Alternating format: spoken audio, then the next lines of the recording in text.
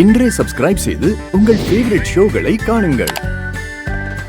நாம ரொம்ப வருஷமாவே என் பிறந்த நாளை கொண்டாடாம தானமா இருந்தோம். ஆனா ஆதி அப்பா வந்ததானே திரும்பவும் கொண்டாட வச்சாரு.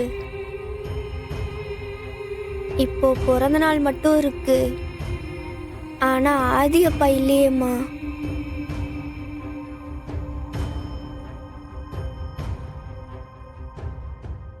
இந்த 5 வருஷமா ஆதி அப்பா இல்லாம இத கொண்டாடவே எனக்கு மனசு வர மாட்டேங்குதுமா. அவர் ஏமா என்னை விட்டுட்டு போனாரு? அவரை தானே நான் அவ்வளோ நம்பிட்டு இருந்தேன். அப்புறம் ஏமா விட்டுட்டு போனாரு?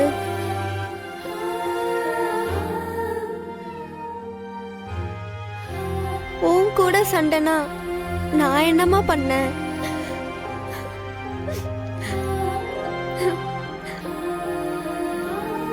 தமிழ், இங்க பாரு, பிறந்த நாள் அதுமா அழக்கூடாது.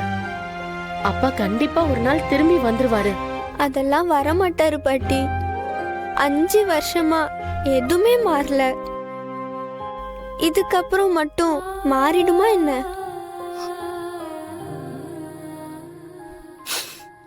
தமிழ், உனக்கு நான் ஆறுதல் சொல்றதா இல்ல உன் கூட சேர்ந்து வருத்தப்படுறதான்னு எனக்கு தெரியல. ஆனா ஒன்னே ஒண்ணு மட்டும் சொல்றேன், எனக்கு உலகம்னா நீங்க 2 பேரும் மட்டும்தான். உங்க 2 பேருக்காக நான் கவலையெல்லாம் மறைச்சுக்கிட்டேன், மறந்துட்டு உங்க கூட சந்தோஷமா இருக்கேன்.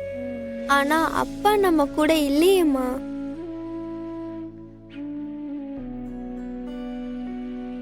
ஒவ்வொரு நாளும் அப்பா திரும்ப வந்துருவாருன்னு ஏங்கி ஏங்கி மனசு வெறுத்து போச்சுமா.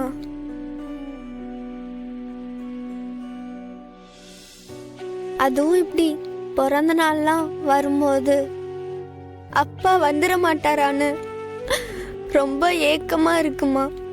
எது நிஜமோ அதை மட்டும் ஏத்துக்கிறதுக்கு பழகு தமிழ். ஏன்னா இங்க நிஜம் மட்டும்தான் நிரந்தரம். உங்க 2 பேரோட சந்தோஷத்துலதான் ஏன் சந்தோஷம் இருக்கு. கண்டதையும் போட்டு யோசிக்காம எழுந்து வந்து கேக்க கட் பண்ண. அம்மாவுக்காகடா, ப்ளீஸ்.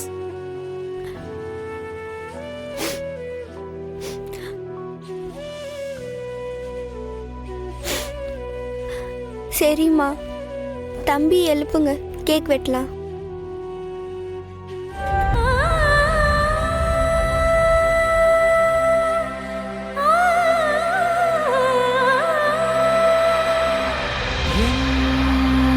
இதயமே கடனாக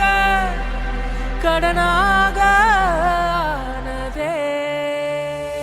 இடம் மாறி போன இதயம் தேடுதே, கடல் சேரத்தானே நதிவாடுதே. தீராத காதல் சாகாதடா, உயிர் போக எரிந்தாலும் வேகாதடா. உருவமாறி நின்றேனே உன்னை பார்க்கத்தான், இதயமேந்தி வந்தேனே உனக்காகத்தான்.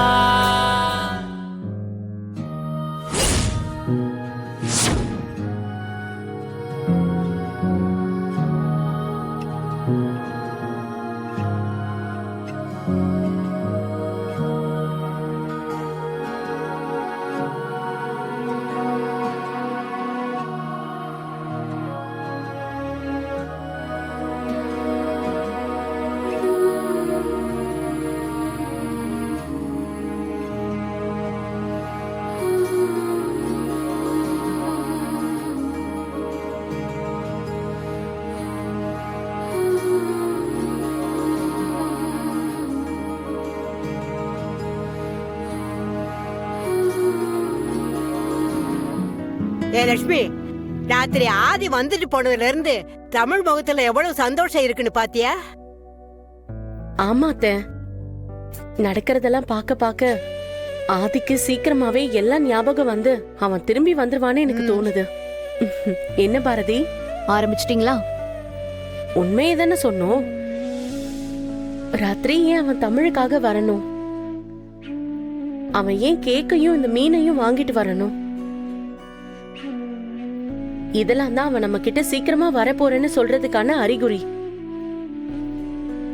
அவ வர்றானோ இல்லையோ, பாரதி போய் அவங்கிட்ட பேசுறதா நல்லதுன்னு எனக்கு தோணுது.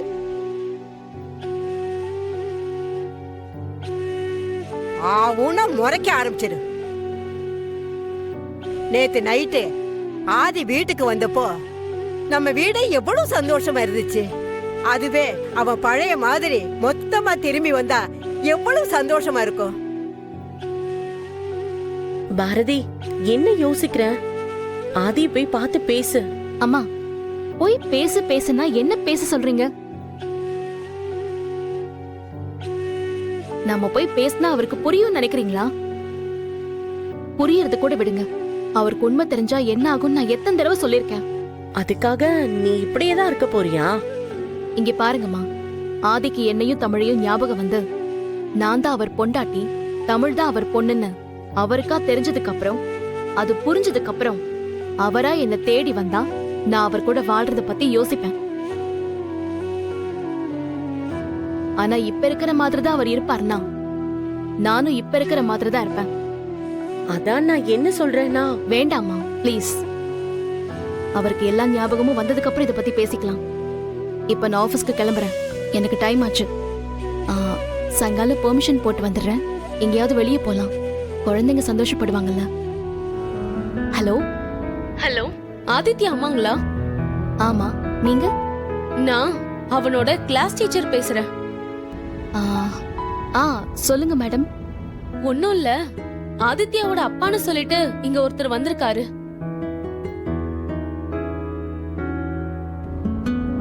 ஆதித்யா அப்பாவா? ஆமாங்க, அவர் இங்கதான் இருக்காரு. அவர்கிட்ட போனை கொடுக்கறேன், நீங்களே பேசுறீங்களா? சரி கொடுங்க.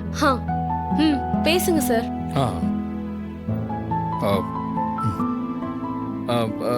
ஹலோ பாரதி, நான் ஆதி பேசுறேன்.